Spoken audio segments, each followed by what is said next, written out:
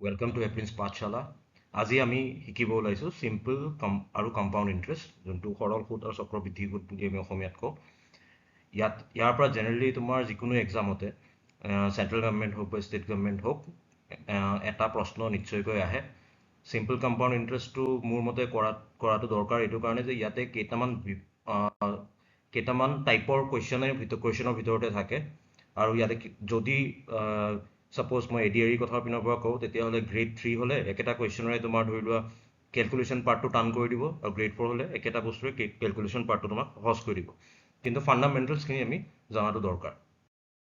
এতিয়া তোমাক মই বেছিক কনচেপ্টটো বুজাই দিওঁ। ধৰি লোৱা তোমাক 100 টকা জমা দিছোঁ আমি, 10% চিম্পল ইণ্টাৰেষ্ট মানে সৰল সুদ। আমি কেনেকৈ হিচাপ কৰোঁ? 100 টকাত তোমাৰ 10% কিমান হ'ব? 10% অফ 100 কিমান হ'ব? 100 টকাৰ 10 টকা। 10 টকা হ'ব, মানে 10 টকাকৈ সুদ লাগিব। সৰল সুদত কি হয়, তোমাৰ এই 10 টকাটো যোনটো থাকে, 10 টকাটো প্ৰত্যেক বছৰে চেম থাকিব। এইটো চেঞ্জ নহয়, যিমান বছৰৰ কাৰণে থাকে। যদি 10 বছৰৰ কাৰণে কয়, তেতিয়াহ'লে 10 কৈ পেলাই 10 বছৰৰ কাৰণে হ'ব। 5 বছৰৰ কাৰণে 10 কৈ পেলাই 5 বছৰৰ কাৰণে হ'ব। মানে তোমাক যদি এতিয়া আমি 3 বছৰৰ কাৰণে কেলকুলেট কৰোঁ, ধৰি লোৱা এইটো 100 টকা তুমি জমা ৰাখিলা, 1 বছৰৰ পিছত কিমান হ'ব গৈ পেলাই? 1 বছৰৰ পিছত তোমাৰ 10 টকাই সুদ হ'ব। কিন্তু নেক্সট 10% যোনটো কেলকুলেট হ'ব, সেইটো তোমাৰ সেই 100 টকাৰ ওপৰতে হ'ব। 100 টকা মূলধনটো চেঞ্জ নহয়, তাৰ ওপৰতে প্ৰত্যেক বছৰে কেলকুলেশ্যন হ'ব। তাৰ মানে 3 বছৰৰ পিছত তোমাৰ সৰল সুতৰ পৰিমাণ কিমান হ'ব? 10, 10, 10, 30 টকা। আৰু আমি মূলধন কিমান জমা ৰাখিছিলোঁ? 100 টকা। তো আমি কিমান ঘূৰাই পাম? 130 টকা। দুবছৰত যদি আমাক উলিয়াব দিয়ে, দুবছৰত আমি কিমান ঘূৰাই পাম? 100 টকা মূলধন প্লাছ 10 কৈ পেলাই দুবছৰত কিমান? 20 টকা। 120 টকা আমি ঘূৰাই পাম বা ঘূৰাই দিব লাগিব। এতিয়া তোমাৰ কম্পাউণ্ড ইণ্টাৰেষ্টত কি হয়? কম্পাউণ্ড ইণ্টাৰেষ্টত 10%ত আমি যদি লওঁ, প্ৰথম বছৰত 10 টকা, এই 10 টকাটো ইয়াৰ লগত যোগ হয়, 110 টকা। নেক্সট 10%টো তোমাৰ এই 110 টকাৰ ওপৰত কেলকুলেট হয়, মানে 11 টকা। বুজি পালা? এতিয়া দুবছৰৰ অন্তত এতিয়া নেক্সট কিমান হৈ যাব? নেক্সট বছৰৰ কাৰণে হিচাপ আৰম্ভ হ'ব 121 টকাৰ পৰা। 110 প্লাছ 11, 121 টকাৰ পৰা আৰম্ভ হ'ব। তুমি দেখিছানে যে দুবছৰৰ পিছত তোমাৰ সৰল সুতত 120, চক্ৰবৃদ্ধিত 121, এটা ডিফাৰেঞ্চ আহি আছে। আৰু এটা বস্তু, মই যদিও মোৰ আগৰ কোনোবা এটা ভিডিঅ'ত মই শিকাইছিলোঁ তোমালোকক পাৰ্চেণ্টেজ কেলকুলেশ্যনৰ পাৰ্টটো, আকৌ এবাৰ চাই ল'বা। মই কুইকলি আকৌ এবাৰ ইয়াতে তোমালোকক শিকাই দিওঁ, কিহৰ কাৰণে আজি কৰিব লগা অংকখিনিত সেইটো আকৌ এবাৰ প্ৰয়োজন হ'ব। তো সেইকাৰণে মই তোমালোকক এবাৰ আওৰাই দিব বিচাৰিছোঁ কুইকলি। জেনেৰেলি কম্পিটিটিভ এক্সামত আমি পাৰ্চেণ্টেজ কেনেকৈ কেলকুলেট কৰোঁ? আমাক যদি কোনোবাই কয় যে 20% অফ ধৰি লোৱা 1250, তো আমি কেনেকৈ ধৰোঁ? আমি ধৰি লওঁ এইটো 100%, এইটো 100% হয়। আমি এনেকৈ ভাবোঁ যে 100% মানে হৈ গ'ল 1250। তাৰমানে 10% কিমান হ'ব? ঐকিক নিয়ম, এটা 0 কমি যাব, 125 টকা হ'ব। আমাক কিমান লাগে? 20%, মানে আৰু এটা 10% লাগিব আমাক, 125। তো আমি এই দুটাক যোগ কৰিলে কিমান হ'ব? 20%। এই দুটাক যোগ কৰিলে আমাৰ কিমান হ'ব? 250 টকা। বুজি পালা? আৰু এটা মই তোমাক দেখাই দিওঁ। যদি তোমাক কয় 12% অফ 1340 ধৰি লোৱা, এতিয়া তুমি প্ৰথমতে ভাবিলা যে এইটোক আমি কেনেকৈ ভগাম? 10%, 1%, 1%। এতিয়া 10% কিমান হ'ব? 10% হ'ব এইটোৰ, এটা 0 কমি যাব, 134। 1% কিমান হ'ব? আৰু এটা 0 কমি যাব, মানে কি দশমিক আহি যাব। 10 যদি হৰণ কৰা, এইটো 1 পাবা, এইপিনে 10 হৰণ কৰিলে এটা দশমিক আহিব। 1% মানে 13.4। এতিয়া আমি এই তিনিটাক যদি যোগ কৰি দিওঁ, এইপিনে 12% পাই যাম, এইপিনে আমি ভেলুটো পাই যাম। তো আমি মাল্টিপ্লিকেশ্যন নকৰাকৈ পেলাই, পূৰণ নকৰাকৈ আমি এনচাৰবিলাক উলিয়াব পাৰোঁ। এতিয়া তোমালোকে চবেই জানা, তথাপি মই আকৌ এবাৰ কৈ দিছোঁ। চিম্পল ইণ্টাৰেষ্টত তোমাৰ ফৰ্মুলাটো কি আছিলে? চিম্পল ইণ্টাৰেষ্টৰ ফৰ্মুলা বা সৰল সুতৰ ফৰ্মুলাটো পি মূলধন, এন নাম্বাৰ অফ ইয়াৰ্ছ, আৰু R rate of interest divided by 100। N মানে কি হ'ল? তোমাৰ নাম্বাৰ অফ ইয়াৰ্ছ। তোমাক যদি 3 বছৰ বুলি কয়, এনৰ জেগাত 3 হ'ব। ৰেট অফ ইণ্টাৰেষ্ট যদি 10% দিয়া থাকে, আৰৰ জেগাত 10 হ'ব। এইটো হৈছে ফৰ্মুলাটো। এতিয়া তোমাৰ এই মানে হৈছে এমাউণ্ট, মানে টোটেল এমাউণ্ট তুমি ধৰি লোৱা কোনোবা জেগাত যদি ইনভেষ্ট কৰিছা চিম্পল ইণ্টাৰেষ্টত 3 বছৰৰ কাৰণে, তেতিয়াহ'লে তোমাক যদি সোধে যে 3 বছৰৰ পিছত টোটেল এমাউণ্ট তুমি কিমান উঠাব পাৰিবা, তেতিয়া তুমি কি কৰিবা? A3 বুলি লিখিবা।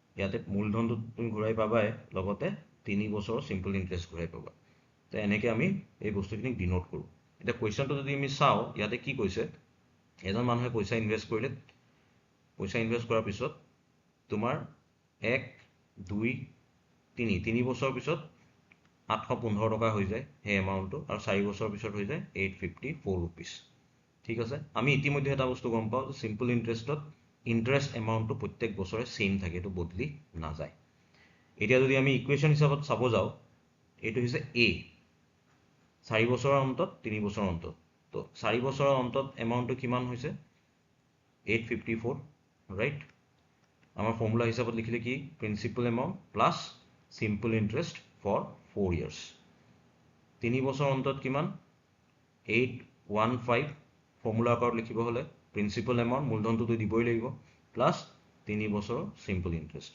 ইকুৱেশ্যন 1 আৰু 2 ধৰিব তে 1 মাইনাছ 2 যদি কৰা এই যে দুটা এমাউণ্টৰ ডিফাৰেন্স এই দুটা এমাউণ্টৰ ডিফাৰেন্স এইটোৰ পৰা এইটো বিয়োগ কৰিলে আমি পাই আছো 39 পি পি কেনসেল যাব ইয়াতে কিমান থাকিব 4 SI 3 মাইনাছ এইটো হ'ব এতিয়া এইটো মানে কি কোৱাচোন সিম্পল ইন্টাৰেষ্ট 4 বছৰৰ পিছত সিম্পল ইন্টাৰেষ্ট আৰু 3 বছৰৰ পিছত সিম্পল ইন্টাৰেষ্ট মানে সৰল সুতৰ ডিফাৰেন্সটো হৈছে 39 তাৰ মানে হৈছে সেই বছৰটোত 39 ৰুপিজ তোমাৰ ইন্টাৰেষ্ট লাগিছে আৰু আমি জানো যে সৰল সুতৰ ক্ষেত্ৰত প্ৰত্যেক বছৰে সেম ইন্টাৰেষ্ট লাগে হয়নে সেম ইন্টাৰেষ্ট লাগে আমি এতিয়া কি পালো সিম্পল ইন্টাৰেষ্ট এমাউণ্টটো পাই গলো এক বছৰত সিম্পল ইন্টাৰেষ্ট কিমান হয় আমি এইটো গম পাই গলো এইটো হৈছে সিম্পল ইন্টাৰেষ্ট এক বছৰৰ কাৰণে 2 বছৰৰ কাৰণে সবৰ কাৰণে একেই থাকে সিম্পল ইন্টাৰেষ্ট এতিয়া আমি নেক্সট ফৰ্মুলা এটা বনাও নেক্সট ফৰ্মুলাটো আমাৰ হৈছে ধৰি লোৱা এইটো 3 বছৰৰ পিছতো বনাই আছো 3 বছৰৰ পিছত এমাউণ্ট কিমান হৈ যায় 815 টকা তাতে কি লুকাই আছে প্ৰিন্সিপাল এমাউণ্ট লুকাই আছে আৰু কি লুকাই আছে সিম্পল ইন্টাৰেষ্ট ফৰ 3 ইয়াৰ্ছ 3 বছৰৰ সিম্পল ইন্টাৰেষ্টটো সোমাই আছে 3 বছৰৰ সিম্পল ইন্টাৰেষ্ট মানে কিমান এক বছৰত কিমান 39 ৰুপিজ এইমাত্ৰ আমি হিচাপ কৰি ওলাইছো 3 বছৰত ইমান হ'ব তাৰ মানে প্ৰিন্সিপাল এমাউণ্ট হ'ব 815 মাইনাছ এইটো পূৰণ কৰিলে কিমান হয় চাই লোৱা এইটো কেনেকৈ কৰিবা 3 40 গুণ কিমান 120 120 340 যা 120 ইয়াতে আমি এক কৈ বেছিকৈ ধৰিছো 39 হে কৰিব লাগিছিল তো এক বেছিকৈ ধৰিছো মানে 3 মাইনাছ কৰি দিব লাগিব 117 এতিয়া এইটোৰ পৰা যদি আমি মাইনাছ কৰো 15 পৰা 7 গ'ল 8 আমাৰ অপচনত অকল এটাতে 8 আছে আমি এইটো মাৰ্ক কৰিম বুজি পালা এতিয়া আমি যদি এই অংকটো চাওঁ এই অংকটোত তোমাৰ কি কৈছে প্ৰথম অংকটো বুজি লওক যে মিষ্টাৰ থমাছে কি কৰিছে তেওঁৰ হাতত 13,900 টকা আছিলে তেওঁ দুটা স্কিমত থৈছে এটা এ এটা বি এই স্কিমটোৰ আৰু দুইটা স্কিমত তোমাৰ 2 বছৰৰ কাৰণে থৈছে 2 বছৰৰ কাৰণে 2 ইয়াৰ্ছ এই স্কিমত তোমাৰ ইন্টাৰেষ্ট 14% পায় আৰু এইটো বি স্কিমত তেখেতে 11% পায় 2 বছৰ অন্তত তেখেতে চালে যে সিম্পল ইন্টাৰেষ্টত যেহেতু সৰল সুতত থৈছে 2 বছৰ অন্তত তেখেতে চালে যে এই স্কিমৰ পইচা আৰু এই স্কিমৰ পইচা সিম্পল ইন্টাৰেষ্ট সৰল সুতৰ পইচাটো মিলি পেলাই তেখেতৰ হৈ আছে 3,508 টকা আমাক উলিয়াব দিছে যে বি স্কিমত কিমান টকা থৈছিলে এইটো মই তোমাক বুজাবৰ কাৰণে দেখাই দি আছো 2 বছৰ এ স্কিম সিম্পল ইন্টাৰেষ্ট 2 বছৰ বি স্কিম দুইটা মিলি পেলাই কিমান হ'ল 3,508 টকা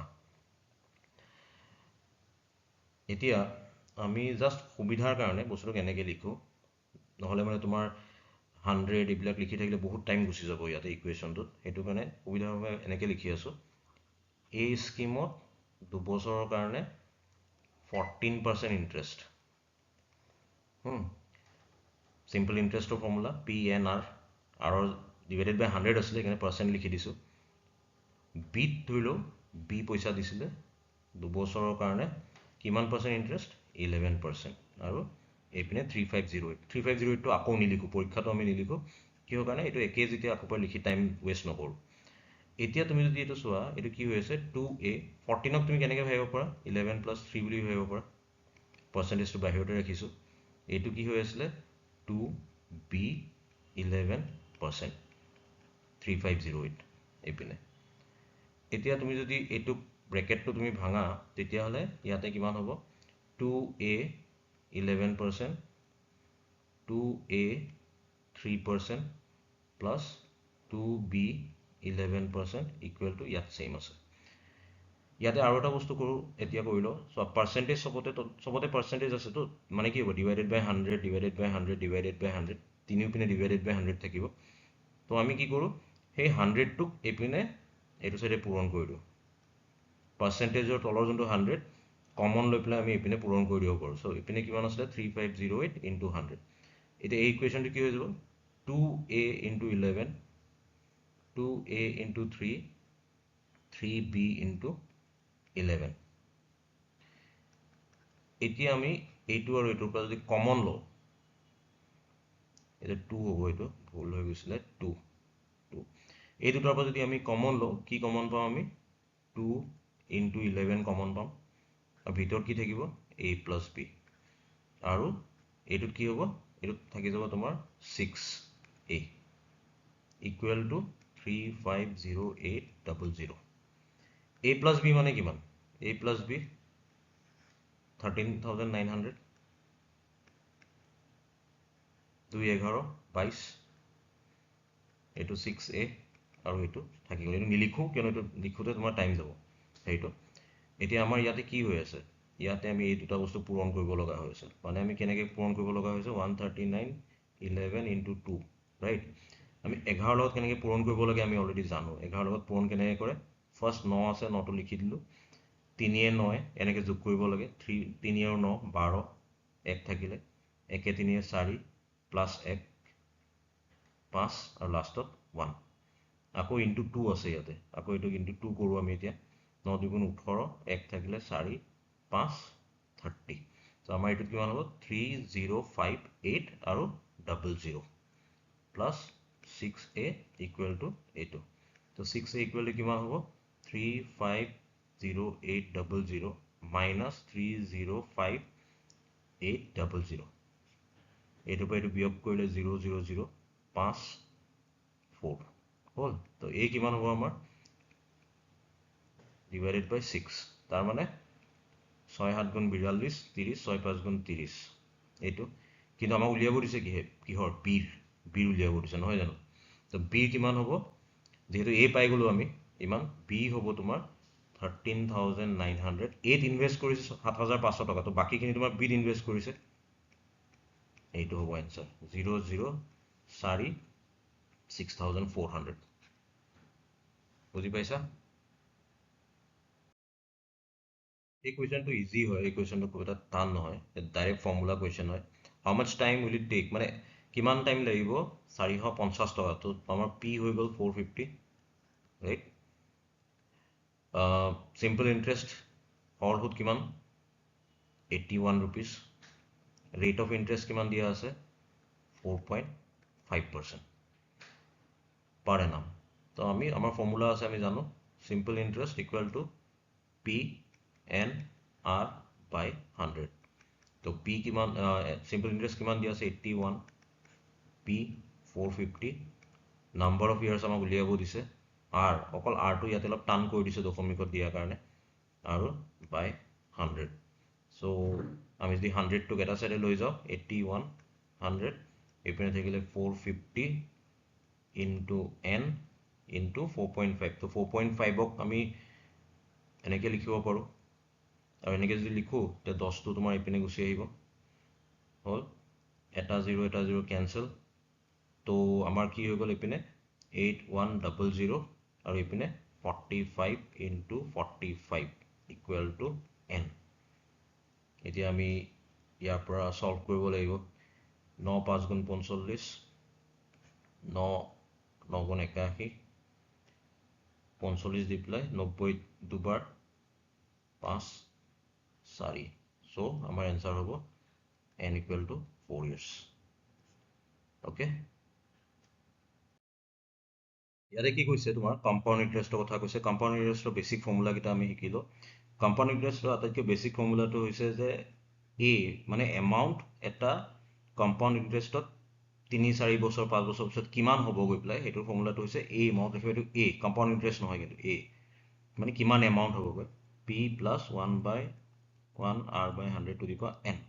এতিয়া কম্পাউণ্ড ইণ্টাৰেষ্ট উলিয়াব দিলে তুমি কি কৰিব লাগিব, যে টোটেল কিমান হৈ গ'ল তাৰ পৰা মূলধনটো বাদ দিলে তুমি ইণ্টাৰেষ্টত কিমান পইচা হৈ আছে এইটো তুমি পাই যাবা। কম্পাউণ্ড ইণ্টাৰেষ্টত আৰু এটা বস্তু তুমি মনত ৰাখিব লগা হৈছে, তোমাক যদি কয় এনেকুৱা যে এটা ৰেট অফ ইণ্টাৰেষ্ট তোমাৰ R% আছে যোনটো হাফ ইয়াৰলি মানে বছৰত দুবাৰ চক্ৰবৃদ্ধি হৈ আছে, তেতিয়াহ'লে আমাৰ ফৰ্মুলাটো হৈ যাব P1 + R/2 দুবাৰ হৈ আছে 100, হ'লে আমাক 1.5 বছৰৰ কাৰণে উলিয়াব দিছে। 1.5 বছৰৰ কাৰণে উলিয়াব দিছে মানে কিমান, হাফ ইয়াৰলি কৰি পেলাই 1.5 বছৰ হ'লে কিমান হ'ব, 3 বাৰ হ'ব ইনটু 3। আমাক যদি কোৱাৰ্টাৰলি বুলি কয়, কোৱাৰ্টাৰলি মানে কি প্ৰত্যেক 3 মাহৰ মূৰে মূৰে, তো বছৰত কিমান বাৰ হ'ব, 4 বাৰ। তো আমি কেনেকৈ উলিয়াম, বাই 4। 1.5 বছৰ বুলি যদি কয়, 1.5 বছৰত তোমাৰ 3 মাহ কেইটা আছে, 1.5 বছৰত তোমাৰ আছে 4, 1 বছৰত 4, 5, 6, 6টা আছে, তো ইনটু 6 হৈ যাব, টু দি পাৱাৰ 6 হৈ যাব। এতিয়া আমাক কি কৈছে যে এটা বেংকে 5% ইণ্টাৰেষ্টত হাফ ইয়াৰলি বেচিছত তোমাৰ হেৰি দি আছে, এটা ইণ্টাৰেষ্ট দি আছে হাফ ইয়াৰলি বেচিছত। এজন কাষ্টমাৰে কি কৰিছে, জানুৱাৰীৰ 1 তাৰিখে 1 জানুৱাৰীত তেখেতে 1600 টকা জমা দিছে, আৰু এইটো হাফ ইয়াৰলি মানে কি, ছমাহ, 1 জানুৱাৰী, 1 জুলাই, 1 জুলাইত আমি তেখেতৰ হিচাপ কৰিম কিমান হৈছে, তাৰপিছত বছৰৰ অন্তত লাষ্টত গৈ কিমান হৈছে এইটো চাম। আকৌ তেওঁ কি কৰিছে, 1 জুলাইত, 1 জুলাইত আকৌ নতুনকৈ আৰু 1600 টকা তেখেতে জমা দিছে, তে তাৰ পৰা এটা ইণ্টাৰেষ্ট পাব। টোটেল বছৰৰ অন্তত কিমান ইণ্টাৰেষ্ট ওলাইছে সেইটো আমাক সুধিছে। এতিয়া 5% তোমাৰ হৈছে ইয়াৰলি ইণ্টাৰেষ্ট, হাফ ইয়াৰলি আমি কেলকুলেট কৰি আছোঁ, মানে কিমান হ'ব, 2.5%কৈ হ'ব তোমাৰ হাফ ইয়াৰলি, 2.5%, হয় নহয়, গোটেইকেইটা 2.5%কৈ হ'ব। তো প্ৰথম কথাটো হৈছে আমি উলিয়াব লগা আছে 2.5% অফ 1600, 2.5% অফ 1600 কিমান হৈছে আমি চাই লওঁ। 0 0 কেঞ্চেল, আৰু মই 25 দি কেনেকৈ পূৰণ কৰিব লাগে তোমালোকক এটা ক্লাছত দেখুৱাইছোঁ, ভিডিঅ' তোমালোকে চাই ল'বা। এইটো কিমান হ'ব, 4 দি আমি হৰণ কৰিব লাগিব, 4 মানে 40 টকা হ'ব, তোমালোকে নিজৰ হিচাপ মতে কৰি চালে হ'ব 40 টকা। এতিয়া এই 40 টকাটো কি হ'ব, মূলধনৰ লগত যোগ হ'ব, যিহেতু আমি চক্ৰবৃদ্ধিৰ কথা পাতি আছোঁ, 1640 হৈ গ'ল।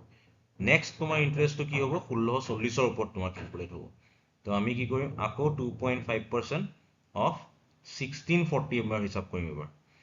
আৰু এটা বস্তু, এটা দশমিকটো যদি তুমি তলত লৈ আহা, দশমিকটো তলত লৈ আহিলে এটা 0 বাঢ়ি যাব, এইটো হৈ গ'ল 25 দি 4 বাৰ 4, 41 rupees। তো এই তেখেতে এই যোনটো ইনভেষ্টমেণ্ট আছিলে, এই ইনভেষ্টমেণ্টৰ পৰা টোটেল ইণ্টাৰেষ্ট কিমান পালে, 40 আৰু 41, 81 টকা পালে। এইটোত চোৱা 1600 2.5%, তো আমি অলৰেডি হিচাপ কৰা আছে 40 টকা, আমি আৰু নতুনকৈ নকৰোঁ, 40, তো দুইটা মিলাই পেলাই তেওঁ কিমান হ'ল, 121 টকা। এই তোমাৰ এইটো এটা ফৰ্মুলা মনত ৰাখিবা যে কম্পাউণ্ড ইণ্টাৰেষ্ট ইন 2 years, চক্ৰবৃদ্ধি 2 বছৰৰ, সৰল সুদ 2 বছৰৰ ডিফাৰেঞ্চৰ এটা ফৰ্মুলা আছে, PR/100 টু দি পাৱাৰ 2। ইয়াতে কৈছে যে এই দুটা ডিফাৰেঞ্চ, 2 বছৰত এটা এমাউণ্ট P উলিয়াব লাগে, 4% ৰেট দিয়া আছে, 2 বছৰত ডিফাৰেঞ্চ আহিছে 1 টকা, তেতিয়াহ'লে P কিমান সেইটোৱে সুধিছে আমাক। তো এইটো 4 দি পেলাই কিমান যাব, 25, P1, 25ৰ স্কুৱেৰ মানে 625, এইপিনে 1 আছে, চ' P ভেল্যু কিমান হ'ব, 625। ইয়াতে কি কৈছে যে চিম্পল ইণ্টাৰেষ্টত পইচা লগাই পেলাই 6 বছৰত তোমাৰ পইচা জমা দিছিলে, 6 বছৰত তোমাৰ চিম্পল ইণ্টাৰেষ্টত 60% ইনক্ৰিজ হৈছে, 60% ইনক্ৰিজ হৈছে, মানে 100 টকা যদি লগাইছিলে আজিৰ ডেটত 160 টকা ঘূৰাই পাব। 100 টকাটো মূলধন, 60 টকাটো তোমাৰ কি, 60 টকাটো হৈছে তোমাৰ ইণ্টাৰেষ্ট। আৰু চিম্পল ইণ্টাৰেষ্টত তুমি এটা বস্তু গম পোৱা, চিম্পল ইণ্টাৰেষ্টত প্ৰত্যেক বছৰতে ছেইম থাকিব ৰেটটো। 6 বছৰত যদি তোমাৰ 60%, মানে 1 বছৰত কিমান, 10%, 1 বছৰত 10% মানে কিমান, সেইটোৱে ৰেট অফ ইণ্টাৰেষ্টটো, সেইটোৱে কয় নহয়, 10% পাৰ এনাম, 1 বছৰত 10% আমি ৰেট অফ ইণ্টাৰেষ্ট পাই গ'লোঁ। এইবাৰ আমাক ওলাব দিছে যদি ছেইম ৰেট অফ ইণ্টাৰেষ্ট কম্পাউণ্ডত লগাওঁ, আমি চক্ৰবৃদ্ধিত লগাওঁ, তেতিয়াহ'লে কিমান টকা হ'ব, 3 বছৰ, চ' 1200, এইপিনে হৈ গ'ল 12,000, চৰি, এইপিনে 1 প্লাছ আমি ৰেট অফ ইণ্টাৰেষ্ট অলৰেডি পাই গ'লোঁ টু দি পাৱাৰ 3, চ' 12,000, এইটো ইয়াতে কিমান হ'ল, 10, 11,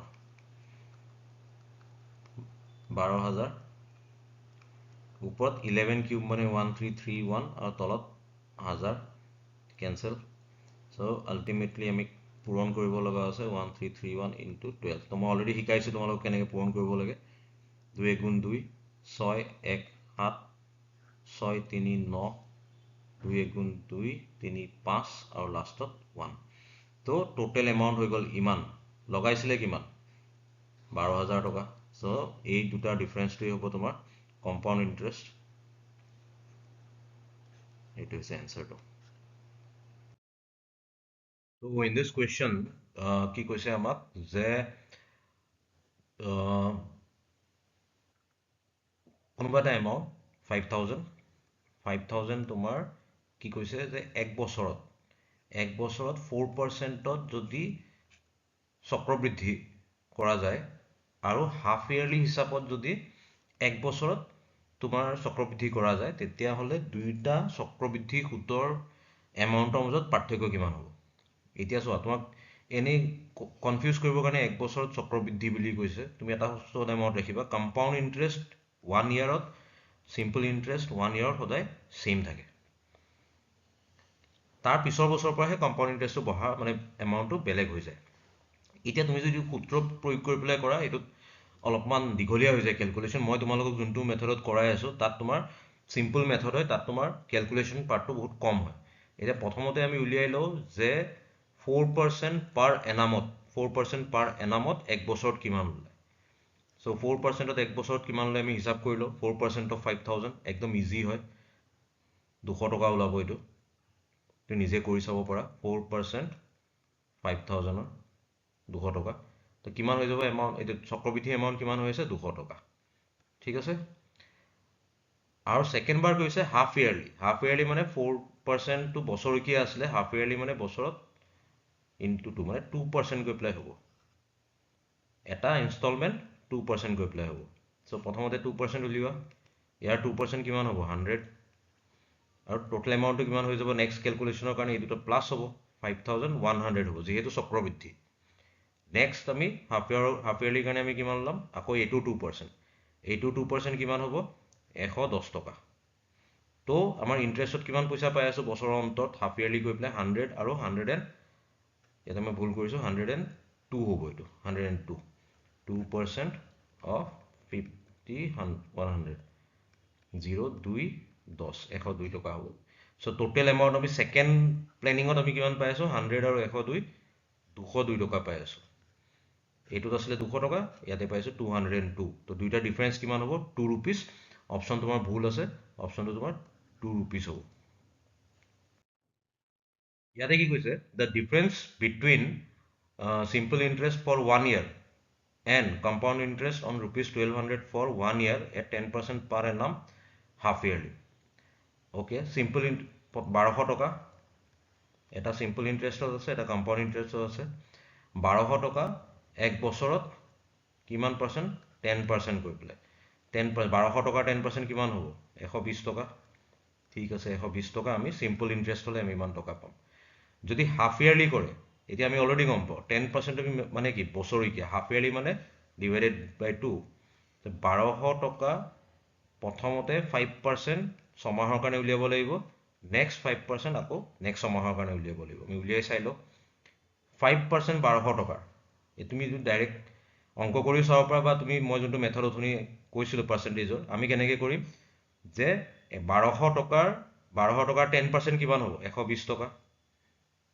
10% হ'ব 120 টকা 5% মানে আৰু আধা লাগে 60 rupees তুমি অংক কৰি নিজৰ মতে কৰি চাব পাৰা কম্পাউণ্ড ইণ্টাৰেষ্ট কৰি আছোঁ যিহেতু এতিয়া 1200 টকাৰ লগত নেক্সট কেলকুলেশ্যনৰ কাৰণে 60 টকাটো প্লাছ হ'ব তো 1260 হৈ যাব নেক্সট আকৌ 5% কৰিছে আমি কৰিম যে 10% মানে 126 5% মানে আধা 126ৰ আধা এইটো 10% হৈছে 126 5% লাগে আধা কৰিম আমি আধা কিমান হ'ব 6 2 দি হৰণ কৰিব লাগিব 2 6 গুণ 12 2 3 গুণ 6 তো ইয়াতে আমি টোটেল কিমান টকা পাই আছোঁ 123 টকা সো দুইটাৰ মাজত ডিফাৰেন্স কিমান আহিলে আমাৰ চিম্পল ইণ্টাৰেষ্টত পাই আছিলোঁ 120 এতিয়া পাই আছোঁ 123 3 টকাৰ ডিফাৰেন্স এইটো তুমি যদি কেলকুলেশ্যন মেথডত কৰিব যোৱা অলপ টান হৈ যায় তো সেইকাৰণে আমি এনেকুৱা মেথডত কৰিব পাৰোঁ থেংক ইউ ছ' মাছ। তোমালোকে আৰু প্ৰেক্টিচ কৰা এইটোৰ পৰা জেনেৰেলি যিহেতু কুৱেশ্যন আহে যাতে মিছ নহয়। Best of luck.